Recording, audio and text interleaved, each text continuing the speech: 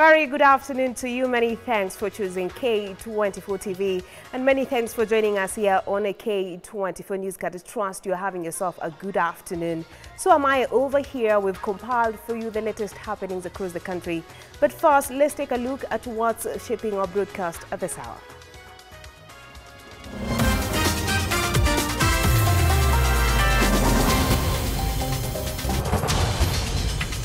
The National Police Service denies any attempt to intimidate judges through the withdrawal of bodyguards assigned to Justice Lawrence Mugambi.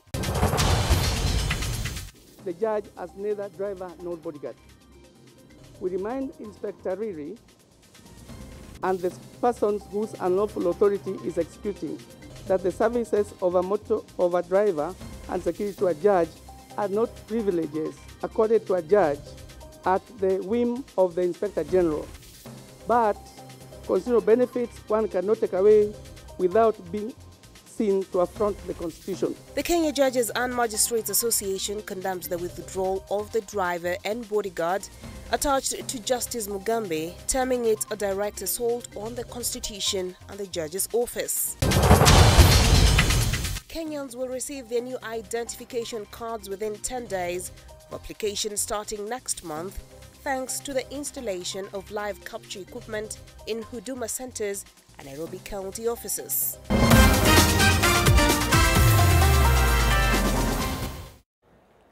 Welcome to the program. My name is Bentura Kumbuka and our sign language interpreter will be Walter Asewe. And Kenya Judges Association has expressed their outrage on the decision to withdraw the driver and bodyguard attached to Judge Lawrence Mugambi following his court ruling that jailed the acting Inspector General Gilbert Masengeli. While addressing the media in Kisumu, led by the Judges Welfare Association President Patrick Otieno, they have termed the act as a direct onslaught on the Constitution and the judge's office through intimidation for discharging his constitutional duty. The association has accused Inspector, who is attached to the Judiciary Police Unit, of ordering the withdrawal of the judge's driver and security details. They have warned him of further consequences, including moving to court to declare him unfit to hold public office. Judges Association, representing Kenya, the College of Judges in Kenya, is outraged at the brazen and bridled impunity shown to the judiciary and its constitutional given decision independence. The association shares and associates itself with the concerns raised by the Judicial Service Commission earlier yesterday. Following a decision by Judge Lawrence Mugambi in Nairobi High Court Constitutional Petition number 436 of 2024, in the matter of LSK versus Inspector General and 4 others, one, Inspector Riri, attached to Judiciary Police Unit and stationed at the Supreme Court, called and ordered the judge's driver and bodyguard to immediately surrender their arms and to immediately report back to GSU headquarters. He added that if the two did not comply immediately, he had been assigned a motor vehicle to physically track them down and forcefully disarm them. He assigned his authority in so acting to have come from an undisclosed office above.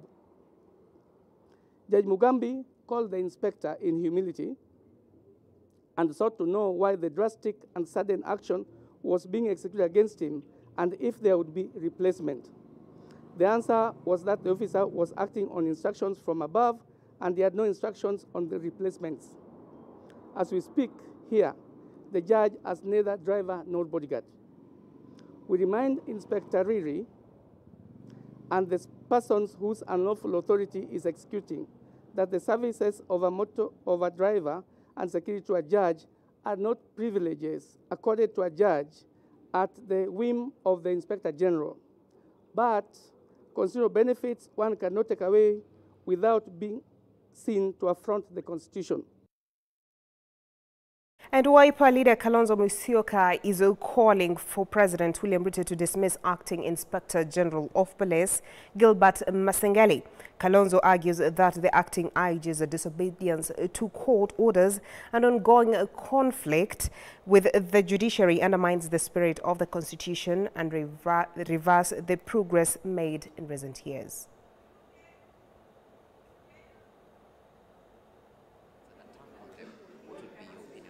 It's a direct attack. It's actually a very primitive attack, if I may call it so. Unexplainable. That man should not qualify to hold any public office.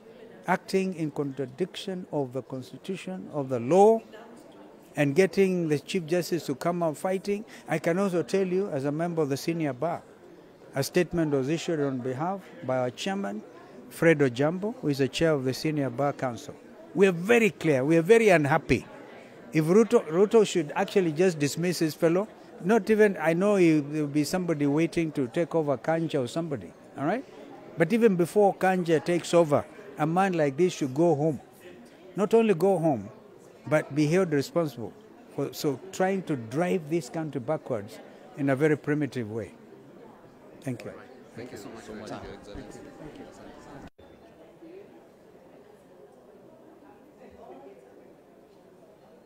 Senate Committee on Labor and Social Welfare is investigating allegations of fraud involving First Choice Recruitment Agency.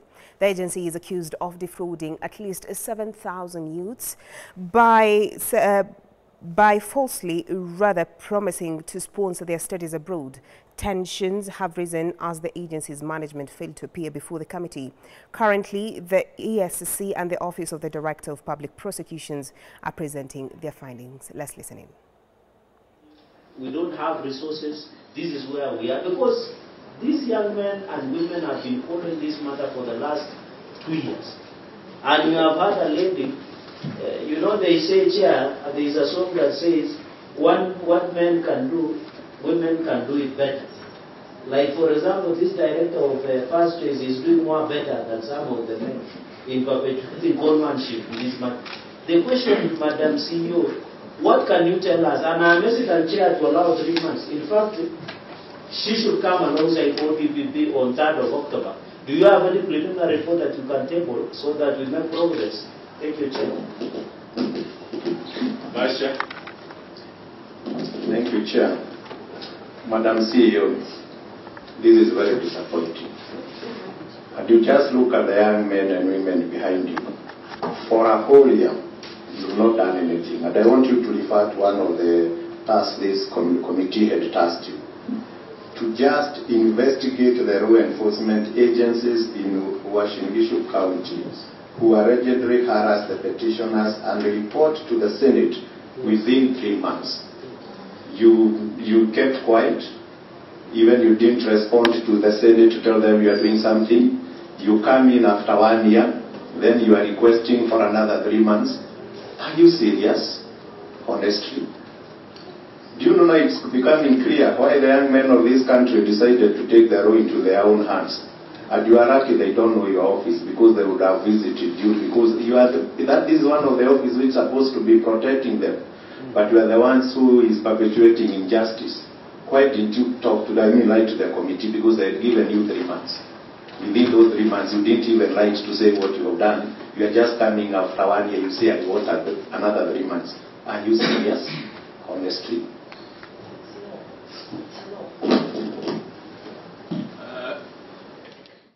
And Acting Inspector General Gilbert Masengeli has confirmed the security officers previously assigned to Justice Lawrence Mugambi have been replaced. Speaking today, Masengeli explained that the original officers were recalled for VIP security training and replaced by 2 VIP protection officers from the Judiciary Police Unit. He emphasized that despite being seconded to various state agencies, these officers remain under the National Police Services Command and can be reassigned by the IG as needed. Masengeli refuted claims that the changes were meant to intimidate the judge, insisting that adequate arrangements were made to ensure Justice Mugambi's continued security.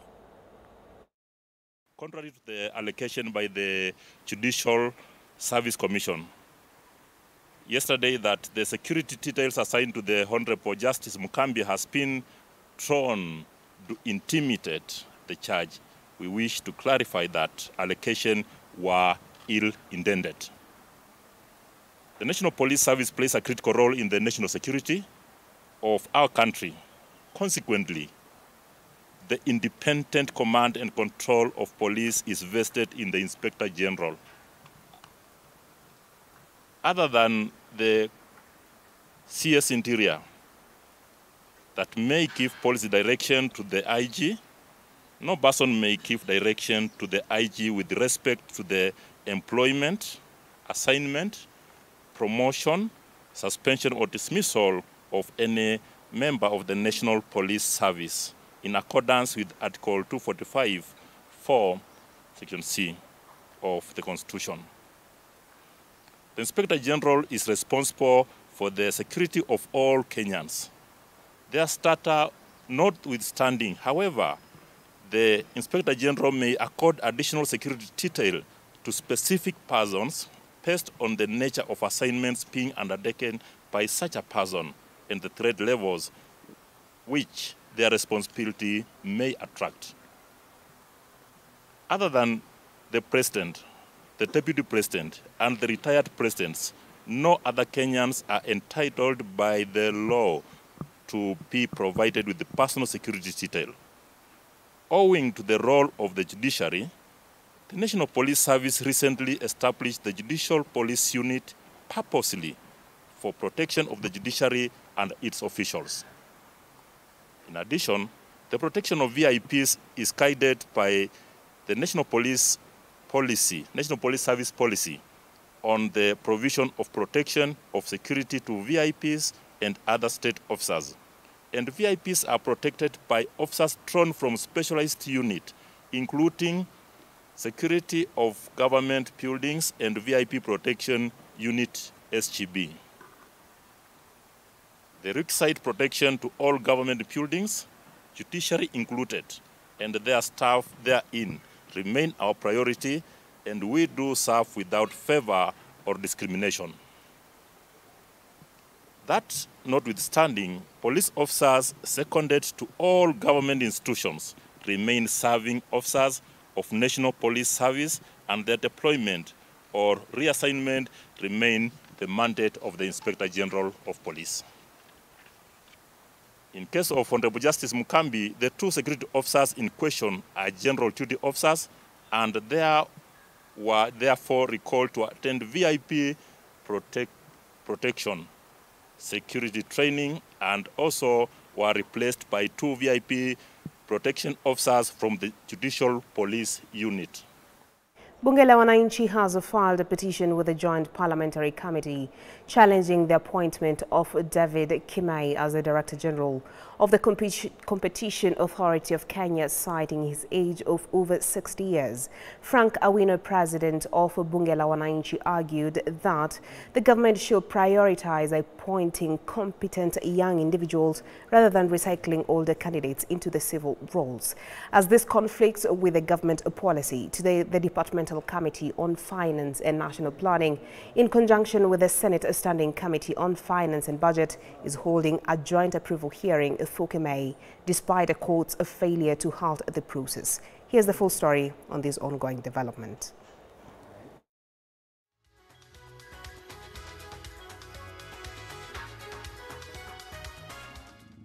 In that case of Mr. Kimai, who is an interested party, and we did serve Parliament, and we were called today by the Senate, and we are very happy that even the chair confirmed that Mr. Kimai was born in December 24th, 1964. So it means by December, ndiye atakuwa nafikisha 60 years.